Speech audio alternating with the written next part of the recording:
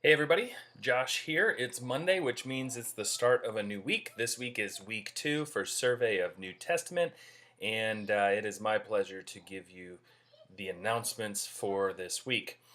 Good job, everybody, with week 1. The discussions were happening, and I'm really happy with how things started in the course. Because there is such a small number of students in this course, it's really important that you post throughout the week to people's discussion posts. Also, the one area that I noticed that we can improve on the most, and this goes for everybody, is how you respond to your classmates' posts. So, what I expect from you is really more than a sentence or two. Really, what I want to see is some substantive feedback, 4 to 6 sentences. You may even want to ask some questions or challenge someone's thinking in some way, especially if there's a major area of disagreement. It's okay to disagree as long as we are kind and we are in it for mutual learning and understanding. So there's nothing wrong with disagreement in any course.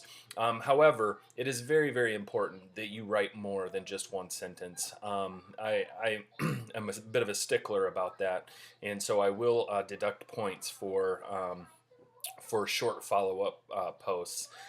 So be aware of that from here on out. Notice this week that we were talking about the Gospels and why were they written, by whom were they written, Matthew, Mark, Luke, John, and why they're significant to our study of New Testament. These are the 4 biographies of Jesus, where each of these men write their take on who Jesus was and what his mission was, what he accomplished, and what our response is to him as the Christ. Jesus.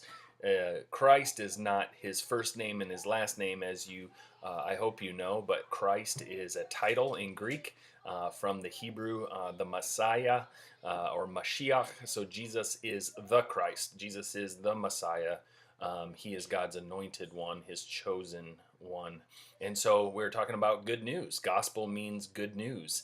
And we're talking about the good news of Jesus. And so I want to point you to this week's readings.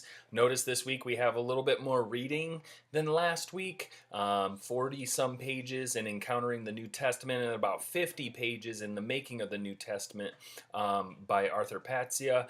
And so, again, I think it's important you need to read for content when you can, and then there are going to be times when you're going to need to skim or just read the first few sentences of certain pages or paragraphs to get an idea of what we're talking about, because certainly this is a lot of reading to do. But your initial posts aren't due to Thursday, so maybe you have enough time to get that reading in before you post. Also, you'll notice there's a couple more videos this week. Typically, these videos are pretty short, and I also provide you with additional videos so that you have a fuller understanding of the content for the week, as well as additional resources for you to check out on your own time. These resources are here for you to use as you write your weekly papers, which are due on Sunday.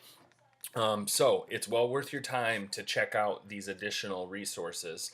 And then last but not least, the class live session. Hey, I'm just going to send you an email or a message letting you know what's going to happen from here on out. It can be extremely difficult to schedule a class live session with so few people. It's even harder with a lot of people, but because there are so few in this class, it might be more beneficial for me to come up with an alternative arrangement. So I'm working on that, and I'll be in touch with you by email, by the messaging system. So pay attention to that this week as well.